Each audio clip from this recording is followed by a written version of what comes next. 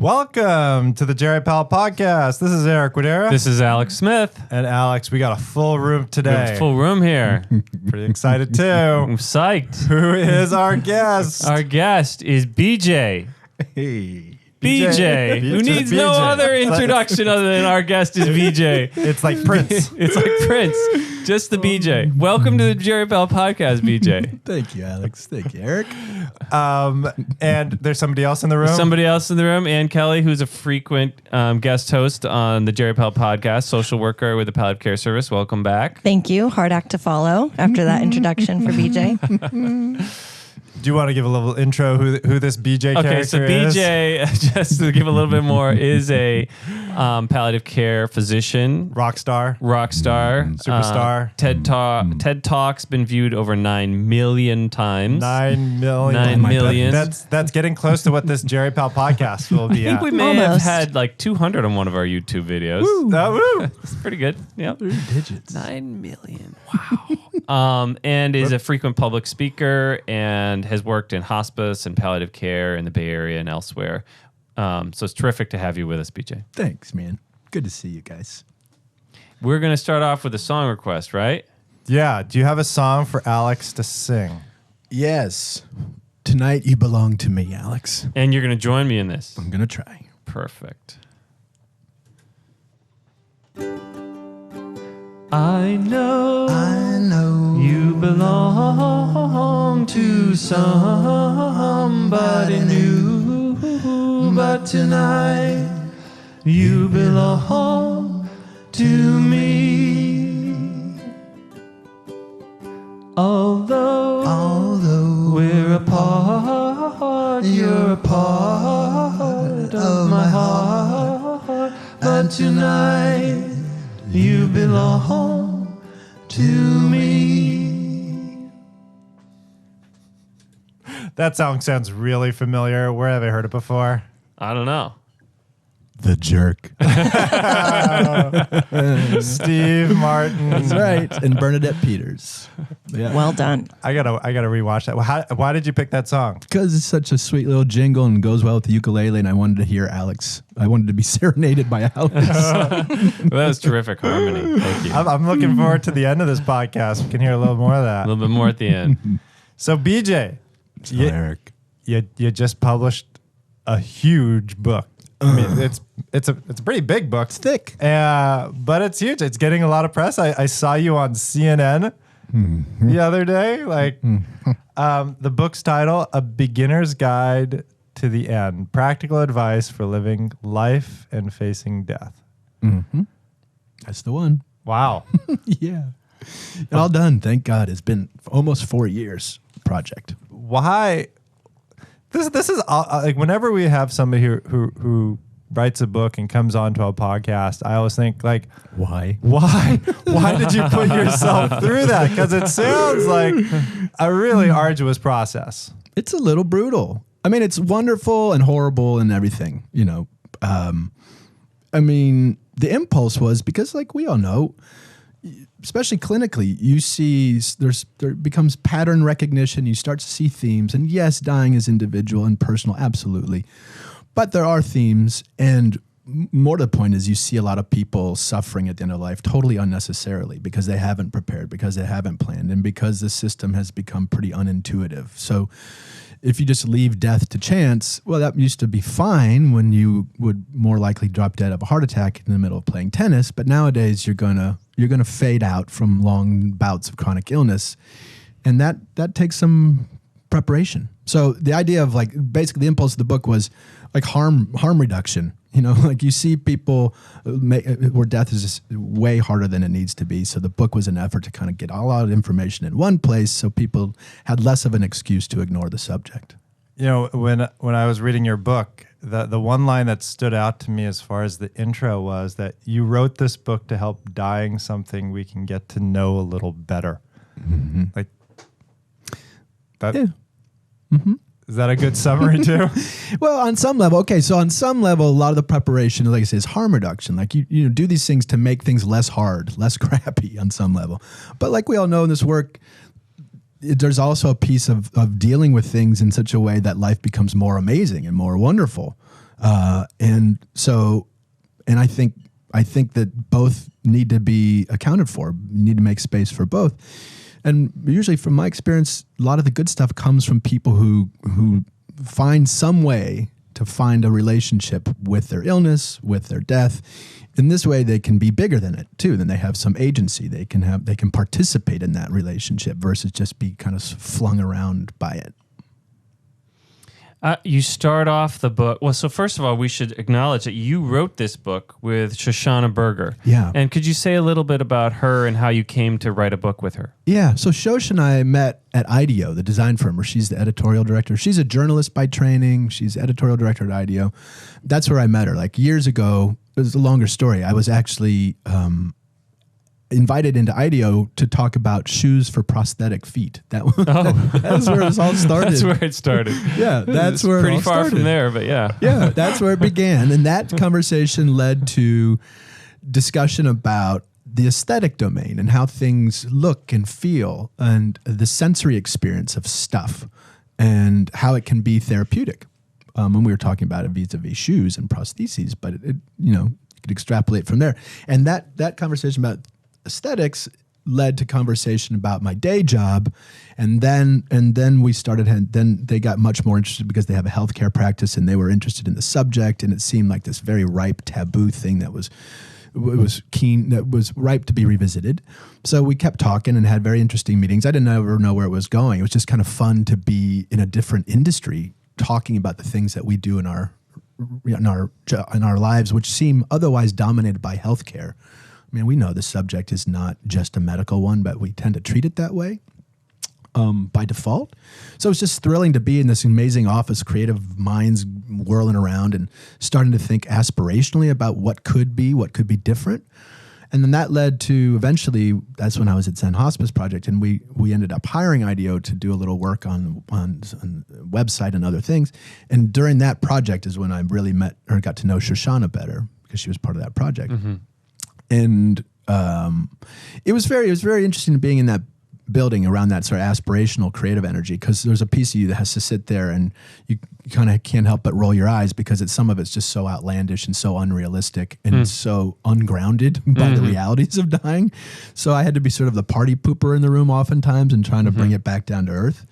But then again, I also think we ignore the aspirational part at our own peril. Why couldn't it be better? Why couldn't our systems be better designed? Like I don't think we could mandate a wonderful death. Like that would be setting people up for all sorts of disappointment. But right now we sort of mandate a crappy death. Like I'd like to get that out of the way so you don't necessarily fall into a junky death.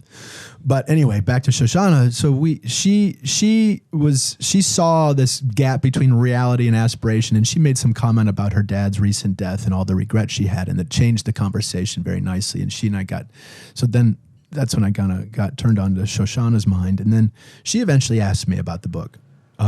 I think we all know that there's a use for a book like this in the world, but her asking made a big difference. I wasn't tempted to do it otherwise, and I never would have written a book by myself. But as a non-clinician, someone who had been a caregiver, someone who was washing herself in the subject from a different angle, it seemed really smart to have a clinician and a non-clinician working on this subject. So that's why we ran with it. That's great. So who is this book for? Like, who is your intended audience? It's written... I'm on some cheeky level for everyone, Alex, but but more practically, more realistically speaking, it's written, the sensitivity of the language is geared towards someone who has either gotten a diagnosis themselves or something's up, something's going wrong, and they're in a vulnerable place. I mean, the tone is meant to speak to them specifically. The next rung out, of course, is their caregivers, their family members, or loved ones. And in so many ways, they're interchangeable, gearing the conversation to one or the other. And then from there, the third rung out is just us professionals and interested public, lay people who just want to plan or neurotic or whatever else. Right. But that's the way it's... And I see what you mean about there's a need for this book. This book is, by way of overview, interested to hear what you have to say. My reflection upon reading it is that it's just filled, as you say in the title, practical advice. Yeah. Practical advice. This is the most practical guide to living and dying with serious illness targeted primarily for people with serious illness, but also for their caregivers and then other health professionals. There isn't another book like this out there, is there? There's similar books. Steve Panelat's book has not a terrifically different table of content on some level. Katie Butler's recent book, The Art of Dying Well. There's been a rash of interest in the subject and more stuff coming into the public domain. But there isn't a book quite like this that's mixing across issues and subject matter and is trying to speak to this common denominator among us, et cetera. So no, there isn't really. And I think the practical part of it is what stood out to me. Yeah. Certainly there are components of, practical advice in those other books, but just from the get-go, like in this book, how do I clean out my house? How do I leave a legacy? What can I leave behind? And how do I arrange for trust? Do your how do kids I prepare? really want your stuff? Yeah, right. And Facebook, should I post about this, my illness on Facebook? Yeah. And what's the difference between a mortuary and a funeral home? Well, right? it gets so specific that you wonder, how did you guys avoid big blind spots in the kinds of practical information to include? Well, we're not sure if we did. That's why I'm so now it's getting sort of tested in the world. Is this theory going to actually prove to be useful to people? And what did we miss? I mean, it's a terrifying prospect because the subject's huge and trying to find what's going to be meaningfully relevant content to everybody or most everyone in this sort of denominator, but also the emotional content. One big challenge was trying to bring emotion into this plane too, so people didn't feel that this was dry or didn't feel unseen or unheard. But as you know, people are in different places emotionally. Every time that we're tempted to say, oh, this is just going to be awful and you must feel so bad and must be not necessarily. And then all of a sudden you've prescribed the person to feel crappy. So it was really tricky finding the right tone, the right tenor, the right amount of content. I was tempted, if I had written it by myself, it would have been longer and more complicated because I've been trying to capture everyone, every exception to every rule. But at some point you kind of have to let that go. But to your point, this is our first edition. Hopefully there'll be a second one, and we're inviting a lot of feedback from the public. So hopefully they'll let us know where our blind spots are, and then we can fix it. But we had to start somewhere. It was terrifying, but kind of exciting that way. So I can imagine as you wrote this, you probably learned a whole lot, because I learned a ton just reading this book as a palliative care provider, thinking, oh yeah, these are some things that I should know about and think about and help people. Do you think, having written this and putting it together, do you feel like you're a better palliative care provider now? Thinking more holistically? Yes, for sure. And just expanding the subject matter. As we know in the field, there's plenty to think about just from our medical, nursing, social worker, chaplaincy angles. There's plenty. But if you're really trying to blow up this subject, or really not blow it up, sorry, if you're really trying to dig into the subject of suffering and quality of life and all meaning, I mean, geez Louise, this should be a much bigger table. There's way more to that big endeavor of being a human being than just the medical model would suggest. So yeah, it expanded my own purview of what's relevant to the subject. And then the act of trying to articulate it and actually trying to write it out and put it on paper also forced my brain in a way that I think was good. I don't know. It's actually, there's like a hangover. I'm trying to wash it out of my system because writing to this average non-person that's not right in front of me, whose issues aren't right in front of me, kind of did weird things to my brain. And I feel like I need to take a long internal shower. We'll see. Yeah. So speaking of changes, you write in this book, and your TED Talk is sort of framed around your personal life experience, particularly experience in college, where you experienced this accident where you lost part of your arm and parts of both legs. Mm-hmm. And for our listeners, you should go check out the TED Talk if you want to hear more about that. But I wonder if you could reflect on how that TED Talk has changed your life. Mm-hmm. Well, it's a great question, Alex, because honestly, excuse me. I mean, for me personally, it was a huge difference. It changed my life in all sorts of ways, professionally. And for example, as a non-author, I would never have gotten a book deal. Shoshana had written before. That certainly helped us, but I would not have gotten a big book deal with publisher like Simon & Schuster if it hadn't been for that TED Talk. And since that TED Talk came out and was doing well, that's what triggered me to leave Zen Hospice Project and try really to lean into this public thing, trying to actually bridge our profession with the public on some level, which there's a lot of work to be done there. It's thrilling and exciting, but also totally unknown. I'm just kind of flailing around. But the TED Talk led to, the last 3 years, I've really made my living primarily by public speaking. And it's all because of the TED Talk. Right. The book deal, all because of the TED Talk, et cetera. So huge changes in my personal and professional life. Right. And it's like BJ is like as much of a celebrity as we get, like in palliative care. Like he is a celebrity, right? Like so it's awesome. It's great. It's like I hope. Yeah, you're a celebrity. I got right behind you is a poster of you, BJ. If you could sign that before you leave, we'd appreciate it. I got little hearts on it. I mean, it's great. Like we all were in med school around the same time, right? We were UCSF. I was 02. I was class of 01, but then you 01? leapt ahead of me because I took that year off. So you were my boss in fellowship, if you remember. Oh, yeah. You were my attending. Oh, he remembers. Yeah, right. I can't believe we were all in med school at the same time, at the same place, and none of us knew each Wait a other. second. You were UC. You were 02 as well? You were Simon.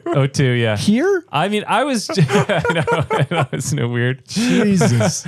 I met BJ in med class school camaraderie. briefly. I mean, we didn't know each other that Briefly. well because I was joint medical programs and I took a year off to like travel the world and whatever. But now like we knew you when. Like, Or not. or not. Whether or not he knew you is the question. I knew Alex. In fellowship is where I really got to know Alex Yeah. at all. I'm going to spend some more time with him. But Yeah. So it's great. It's terrific for the field. And I'm glad that there's so much like thirst and energy for this. For somebody who's as engaging as you are, to be, the voice of palliative care with the community. And I think it's a tremendous service that you're, Man, thanks, Alex. It's nice I'm to wondering, hear. thinking about your book, lots of great chapters. Was there one chapter that you were kind of most excited to write, or like it gave you the most energy to write?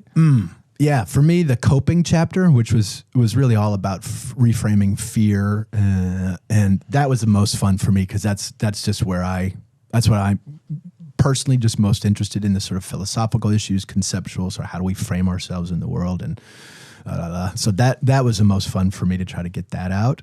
And then maybe the next one up would be the love, sex, and relationships chapter. Oh, can we get into that one? Knock yourself out. Let me just flip to it here. I remember there's one story in there that you kind of start out with. Oh, yeah, Eric's giving me Right to get there. closer to the mic symbol. Yeah. Signal. Proper mic position, Alex. Right. It's hard when I'm trying to flip to it. You start off with a story of a man who dies while receiving oral sex from his wife. Yeah. And If there are any kids listening, earmuffs. Where were you 30 seconds ago? we should have had an announcement at the beginning about the rating for this. We'll go back and The add following episode is not. We'll add that. It may be inappropriate for small children. We'll send you some video clips. But in the hospital, right? And then you clarify, just because it's important to clarify that he did not die from the oral sex. He died from his underlying disease. Right. But just, whoa, now I'm awake. I'm really. That was the idea. This is amazing, this chapter. Was So not expecting that. Yeah, sex and death is, is not something that's generally talked about. Relationships, sexuality near the end of life. Yeah. Tell us, what is... Well, that's like back to Eric's question earlier on. Did it expand the purview of how we think about our clinical work? Absolutely. Like, I don't know about you guys, but I generally don't think to bring up sex. And we're not really trained in that. So my mom is used as a wheelchair. She had polio. And I've learned from her. So I used to go to doctor appointments with her when I was a kid.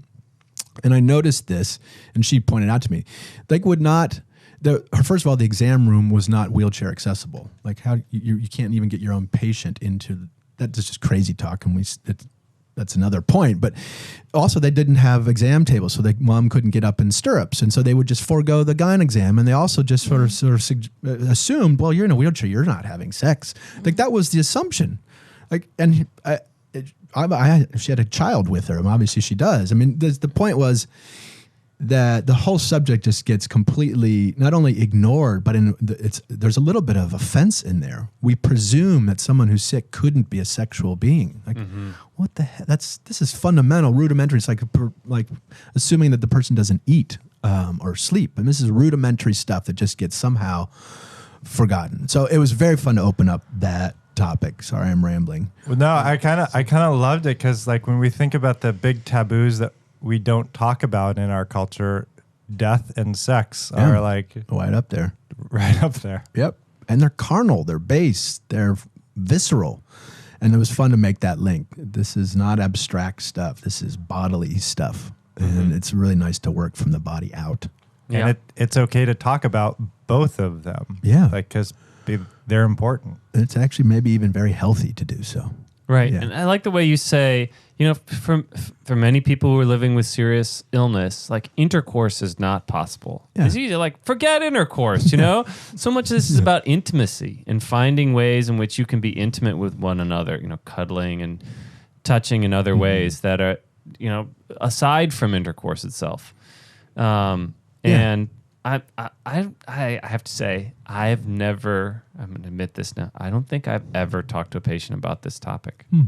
I probably should have. There probably should have been opportunity. There probably were opportunities, but I have not done it. Like, how do you bring it up with a patient? Well, I think for me, I just oftentimes sometimes as it happens, like patients will lead us. There may be the couples in the room, and maybe you can tell that there's a block, or that they're distant, or they're not sure how to touch, or sometimes you can just feel that there's a sensory thing missing. And sometimes they'll kind of lead you to it by talking about how things are at home, you know, or something like that. But for the most part, it usually is, from my experience, especially since working in the book, it's simply something like, hey, you know, I'll just prime them and say, you know, this illness affects every part of us in all sorts of ways. And sometimes we in clinic will gloss over all sorts of very important things.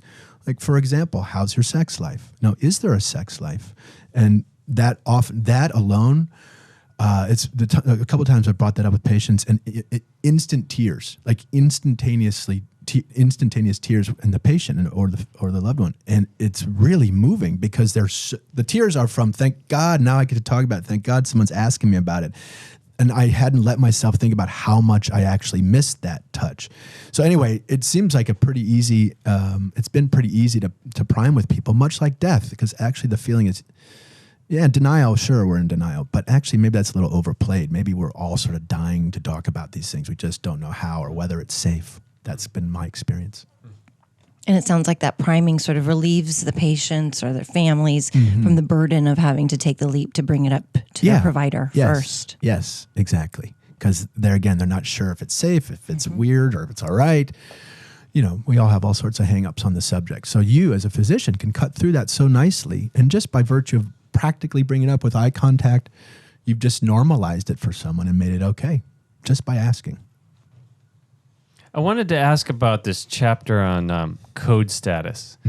And in particular, you have this wonderful phrase. I don't have it open in front of me, but you talk about how, you know, people usually ask about code status. You know, if you were to, you know, your heart were to stop, would you like us to attempt to restart it using electricity, you know, chest compressions? And you say, of course. And like, what foolish person wouldn't say yes to that? Yeah. And you say the better question is, what is the better question? Well, and I learned this from David Weissman, actually, at the Medical College of Wisconsin. That's where I did my internship and did an elective in palliative care with David Weissman. That's what really turned me on to the subject. Anyway, I learned from him, like, he would just sit down in the bed and say, so when you die, you know, you'd frame it very often, not like when your heart, no, not this clinical. Sometimes he would say, so when you die, do you want us to help you make sure you're comfortable as you move through that? Like, that's a very different way of broaching the subject. It's a very direct way, and that always went very, very well watching him do it. At first, it was shocking to see him be like, whoa, Sure. Did you just say that? Right. But to a person, every patient appreciated it, and it got a different answer. It's amazing. We should study that. I wonder if David Weissman's ever said it. Probably not, but I don't. That'd be amazing, right? You ask this question that's targeted towards the same content, because it is true that, you know, when you're dying or very, very close, very likely to die, you know, because 11%, as you quote in the book, of people who undergo CPR in the hospital survive to discharge, and the rates approach zero for people with cancer and organ failure and dementia and other serious diseases. Like, that's a true statement. When you're dying or when you're nearing, very likely to die, do you want us to treat you with, keep you as comfortable as possible throughout that? And guide you through that process, or be with you, accompany through that process and make sure you're comfortable. Something like that. Just this sweet sort of, we'll be there for you in this way. And I tell you, man, the difference a word makes. So saying when you die versus if you die, that right out of the chutes changes the dynamic, and you'll get a different answer. Because then that's taken as a given, which of course it is, and it sends a very different signal to the patient. Versus if you die, if we screw up, or if something goes wrong and you die, that's not really accurate, and it sets the listener up in a very different way. And man, you guys, we all know this, but the difference a word or sort of a framing makes in this whole enterprise is stunning. Like, I would love, where are the linguists and the communication professionals, all this? I would love to study the difference a word can make. Wouldn't that be amazing if this became the norm across, hospitals in the United States for how we asked about code status with patients who are, had serious illness? That'd be amazing. I agree. Wow. You got to study this, Alex. That's good. Yeah, research topic. Now. There we go. Good idea. Now we need one of the fellows to take it on. So I asked earlier, what was, the chapter that you were most enthusiastic about writing? What was the chapter that you struggled with the most? Well, so let me back up for the way the mechanics worked of the book. So Shoshana and I both rewrote half the book. Roughly, each of us were primary author on half of the book. And you can probably pretty much tell from the table of contents, which one was whose primary chapter. And then we cross-edited to kind of smooth out the narrator and smooth out the voice. But that was our process. Each of us was primary author on half the book, and then we cross-edited. So I was terrified. Like, I would not have begun to know. Like, I was mostly scared of Shoshana's topics because I didn't have any primary experience. For me, so much of the enterprise was looking inward and drawing from situations that I had seen and been part of or whatever. So it was an introspective process. Whereas for Shoshana, it's sort of secondarily sourced journalism, basically. She's collating information from disparate sources and bringing it together. Like, it was a research enterprise, very different. And so that I just, anything that was not from primary experience, I found really, really difficult, period. I think the chapters just wading through, but more specifically the one, can I afford to die? So the brutality of cost in all this and how that needs to be, another issue, sort of like sex, it doesn't get brought up, but it dramatically affects the situation. That one was like a heartbreaker to kind of think through and work on. The paperwork chapter, just trying to write out, trying to make sense of all the forms that we have to wade through when they don't really make sense, and trying to put that in a way that was in some way interesting or useful was really hard. And there were some that I learned about. Was it the ethical will? Will. Yeah. What's an ethical will? So we also in advanced care planning, we know advanced care planning, we know advanced directives, and we know wills on some level. I think these are sort of conventional things. And I think more of us are aware of legacy work. So writing letters to unborn grandkids or whatever. The legacy letter writing kind of efforts. I think most of us are aware of that work growing. But a big piece of legacy is there is this tradition, this thousands of year old tradition. I can't remember how far it goes back, like Old Testament kind of stuff. That an ethical will be, whether it's written or an oral tradition, is so sure, there's the stuff you pass on to your kids or not, but what messages, what lessons learned do you want to convey to people who come after you? That's the sort of the heart of an ethical will. What like your persona, like your feelings, your view on things, the lessons you've learned, how do you pass those on? And the ethical will is a vehicle to do that. And I think you wanted to ask about the illustrations. I did. Thank you, Alex, for that segue. I did want to ask about them. I noticed that some of the illustrations help sort of prompt someone to feel a little bit contemplative when they look at them, and others help the content feel a little bit more lighthearted. And I thought it was, and I really liked them. So I was curious how you guys came up with. Yeah, thank you, Anne. It's a super important piece of the book. Like the Marina, a woman named Marina Luz is the illustrator, and she's awesome. I mean, she does beautiful work in all sorts of different areas. So Shoshana and I, one of our first task was to find the right illustrator. We knew this book needed to be more than just a bunch of words on paper, because it's only a piece of how we learn, and it doesn't convey nearly enough. So we knew there needed to be something visual, and we knew it shouldn't be photographs. And then doodles have a way of, no matter who you are or where you're from, you can kind of find yourself in a cartoon in sort of magical ways. And an early prompt with Marina was like an early heroic book that we drew from was, you guys probably know this book from your father's sock drawer, if you're like me, which is the Joy of Sex book. I don't know if you guys ever saw that as kids. Check your sock drawers. Check your dad's sock drawers. Do you guys know this book? Have you seen this book? I'm familiar with that book. No. Yeah. Oh, go look it up. It's a classic. I got some reading to do. It's from tonight. the 1970s, and it's all these amazing sketches. I mean, they're like teaching people about sex through these sketches. You can imagine that'd be much more useful than words on some level. But the sketches were just so plain and to the point, and anyone could find themselves in there. It was just a really good example, and there's tons of white space around it.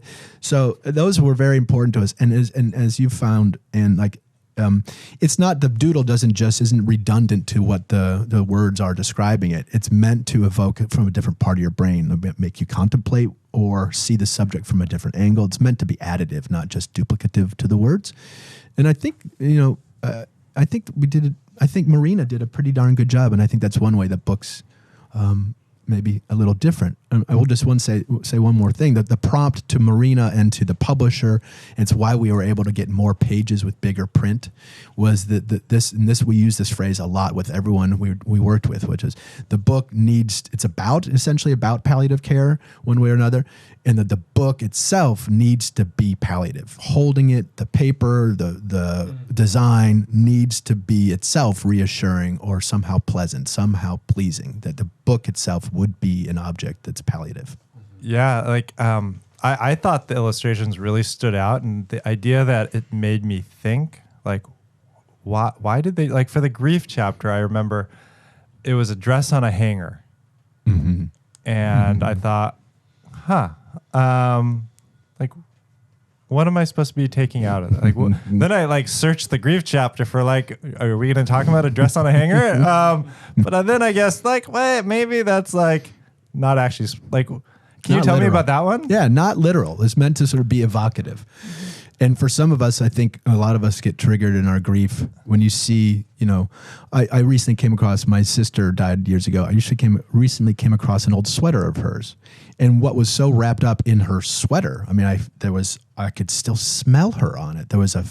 And to see it without a body in it. And it was evocative in ways, and it's almost like a sense of smell, how that'll cut through all sorts of things and transport you places that words won't. It was similar, like, so that image is just meant to evoke the sort of hauntingness of an empty dress, that someone's gone there, but also these touchstones and how grief shows up in these really weird ways. You see something that reminds you of the person lost, and it could be just about anything. It reminds me of a couple of things. One is at the end of Brokeback Mountain, when one character finds the deceased character's shirt with the blood stain on it from when they'd wrestled, 20 years earlier, and just talks to it and holds on to it. Yeah. And the other is after my dad died, I remember going to his closet and opening it up and just hugging his clothes. Yeah. It's beautiful. It was the smell and just as you said, it was like the closest I could get to him. Yeah. The material, the visceral stuff. And the smell. Yeah. Yeah.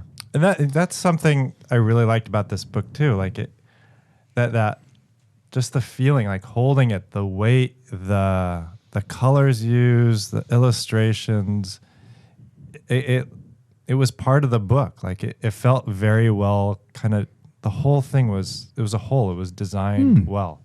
Thanks, man. You guys are this is exactly what we would ever hope to hear. Thank you. I wanted to ask about, so you started off today talking about how, our system's broken and we're steering people towards these terrible deaths. And you make a really strong effort in the book to not only challenge people to change their behaviors themselves, but also to think about their own goals and values and what sort of treatments might align with those, and some terrific prompts so that patients and caregivers can push doctors and other healthcare professionals about, what will this treatment do for me? What can I expect realistically? What are the harms of this treatment? And I just love those priming sort of questions, activating patients.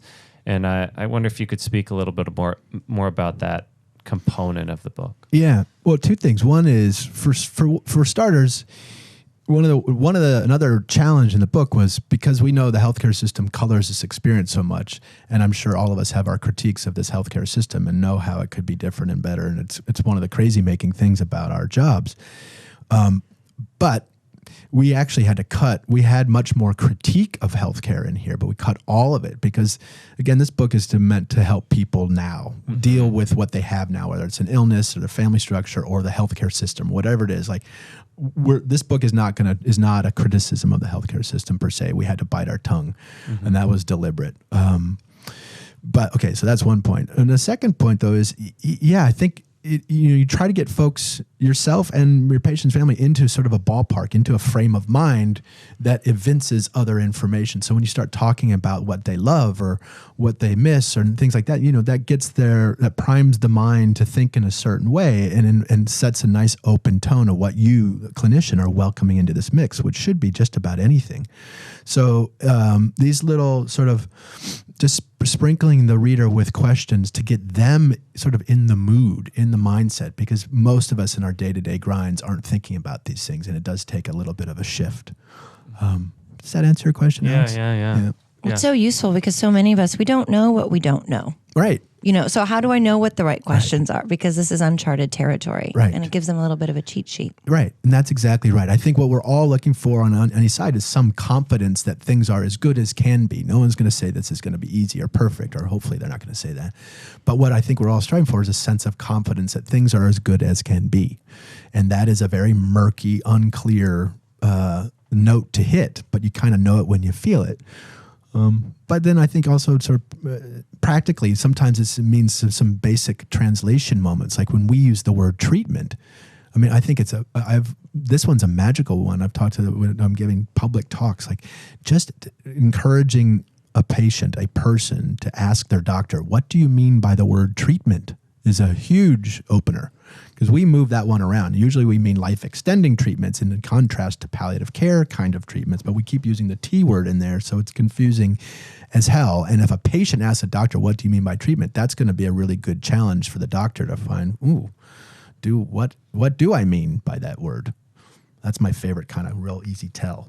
Mm-hmm. And we need both, in order to change the system, and we need both, people who are trying to train doctors to have better communication skills, like we had Wendy Anderson on, and many other people. But we also need to activate patients to, hey, check your doctor. Yes. Check them, Yeah. Because most docs aren't going to receive those communication skills trainings as hard as we try. Right. But if we can get all patients out there, all people, right, caregivers, people, to ask these questions and check their doctors, we may actually have bigger change. I wholly ascribe to that theory. Like that's another reason to sort of reach out into the public these days, because I don't think we're going to get there left to our own devices inside of healthcare. If we keep guessing what our patients want and they're not activated and engaged, we're never going to get there without our patients, obviously. So kind of from the bigger perspective, are there things that our listeners can do to make that reach out to the public, or to make that larger change of the system, not just for the individual patient, but to either shift what we're talking about or, yeah. Well, yeah. I mean, I think you guys are doing it with this podcast. I mean, here's one example. I mean, I think just the subject, or really a singular subject. This is a suite of subjects, basically, of what it means to be a human being. I don't know how else to put it. That's a human condition. We suffer, we die, we have joys, we have bodies. That seems to be the sort of our subject matter, really. And that is friggin' huge. So when I say the subject, I mean, it really is a suite of subjects. And I think what's very useful, if we all believe for our sake as clinicians, as well as for our sake as patients and loved ones, et cetera, for our sake as people, we need a lot of minds thinking on this subject from many different angles. So you have to kind of lay out a lot of on-ramps for people. For some of us, it's the clinical work that brings us there. For some of us, it needs to be a personal experience. For some of us, it's philosophy, thinking about existentialism. For some of it's religion. Some of it's financial. One of the exciting things, though, for our field and for this subject matter, or suite of subject matter, is you can, all roads are pointing this direction. You can be interested in this subject just because you're a bean counter and wanting to save money. That would point you in the same direction we're looking. You can be interested from an ethical point of view, a social point of view, a personal point of view, but just name it. So I think we just need, back to your question, Eric, for all of us in this field, there's the work we do on our day-to-day sort of jobs with patients and others, but through your research, through how you teach, how you show up yourself. Do you hide your own suffering? Do you share with your team when you're going through a hard time? Do you reach out to your neighbor when you know he's depressed? I don't know, whatever it is, but I think on some level, each of us can do a lot by kind of living out loud a little bit more when it comes to our own vulnerabilities, and we can model things as clinicians for people. But also we can teach in different ways. You can bring the things you love in life into the way you teach your medical work. Anyway, I think the idea is just to broaden the subject, or the subject is broad. We keep reducing it. So I think the idea is for us to kind of be in touch with how big, how uncontrollable, how much larger than ourselves this subject is. And then that kind of opens the door for us to bring all sorts of other things into the mix. That's profound. It's great. Thanks. We should wrap it up. Yeah. Yeah. Any last questions or anything else that you wanted to make sure you...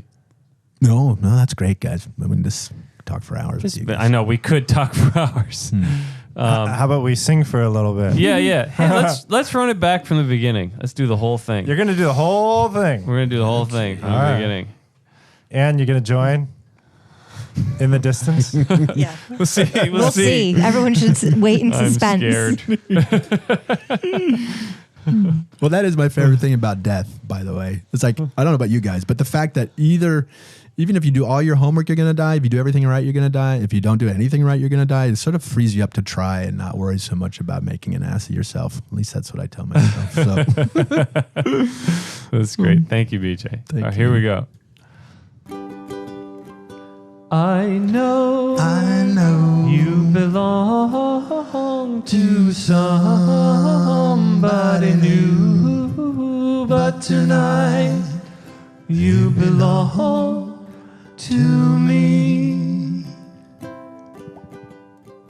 Although we're apart, you're a part of my heart, but tonight you belong to me. Way down by the stream, how sweet it will seem once more, just a dream in the moonlight. My heart, I know with the dawn that you will be gone, but tonight you belong to me. But tonight you belong to me. Just a little old me.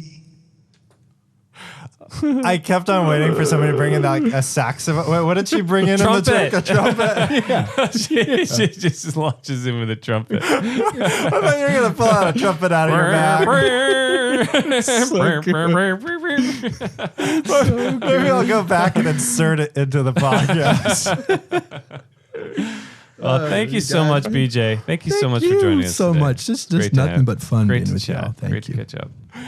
And big thank you to all of our listeners. If you have a moment, please share our podcast with your friends and family, wherever you think you would like it, and take a moment to rate us on your favorite podcasting app. Until next time. Bye.